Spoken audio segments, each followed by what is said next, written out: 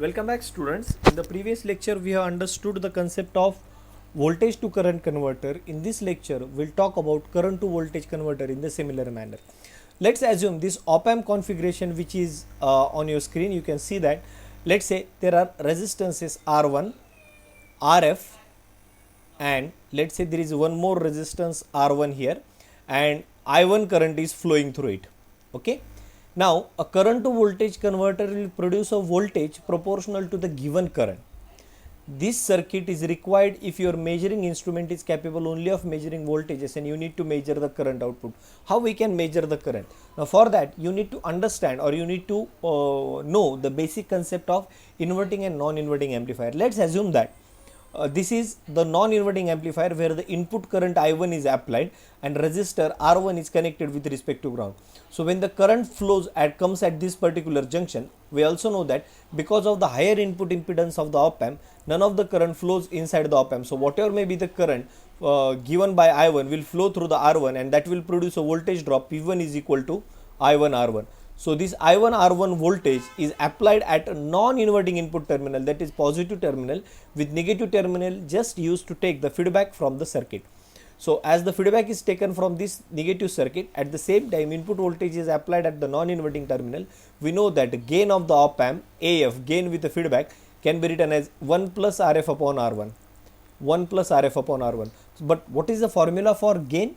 Gain is nothing but output voltage upon input voltage. So output voltage upon input voltage is equal to 1 plus RF upon R1.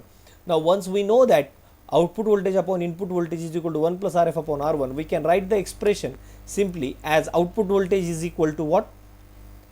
Output voltage as 1 plus RF upon R1 into input voltage V1. Okay, but we know that V1 is equal to I1 R1, right? V1 is equal to I1 R1. So we can put that value. So 1 plus RF upon R1 multiplied by I1 R1. If we multiply by I1 R1 to this bracket, we will get in the expression I1 R1 plus I1 R1 multiplied by RF upon R1. R1 R1 get cancelled. It will be I1 RF. This is the equation for output voltage. Initially, if we assume the output voltage to be 0, if output voltage is kept to be 0, it will be 0 equal to I1 R1 plus I1 RF, or we can write its simplified way as I1 R1 is equal to minus IF RF. I1 R1 is equal to minus RF IF. So if this is the expression we are getting, okay, if this is the expression, this is about feedback current and this is about input current, and these are the represented as a resistor. And even if we consider R1 is equal to RF, we get I1 is equal to minus IF. But we are not interested in putting RF is equal to I1.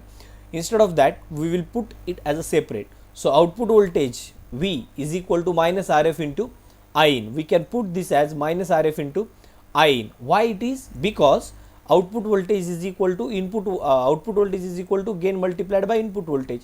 So we have just calculated, if we calculate output voltage to be 0, we got I1 R1 is equal to minus IF RF, and therefore output voltage V0 we get the expression as minus RF into I in. Hence the gain of this converter is equal to, or it is decided by, minus RF. The magnitude that is also called sensitivity of I to V converter, current to voltage converter. Now the amount of change in the output voltage delta V0 for a given change in the input current delta I in is decided by the sensitivity I to V converter. So try to understand that output voltage what we got the expression as minus RF into I in. Why we got this expression? Because we know that according to the previous diagram which we have gone through, if we assume the particular condition, we got this expression as V0 is equal to minus RF into R in, which is equal to, or IF into I1. We can say that for our convention we have taken it as I1 minus RF into I1. So this is equal to output voltage, and gain of the converter is decided by RF. This is also called sensitivity. So rate of change of output voltage. So if we just take V0 upon II or I1 in our case is equal to minus RF. So output voltage upon input current is gain of our circuit, and it is also called sensitivity of this converter. Now once we know the sensitivity, by keeping RF as variable, it is possible to vary the sensitivity as per the requirement. So if we just vary the value of RF here, If we vary the value of RF here, we can get different values of sensitivity. So if RF is more, sensitivity is more. If RF is less, sensitivity will be less, so on and so forth. So we can calculate this by just changing the value of RF. So what are the applications of I to V converter? One of the most common use of current to voltage converter is in digital to analog, DAC, digital to analog conversion. Okay, where digital signal is represented in terms of 1 and 0, and we need to convert it into the voltage. Okay, digital signal is given in terms of 1 and 0, and we need to convert it into analog form. So in that case, this current to voltage converter can be used. Sensing the current through the photodetector such as photocell, photodiodes and photovoltaic cell is also one of the good example of current to voltage converter.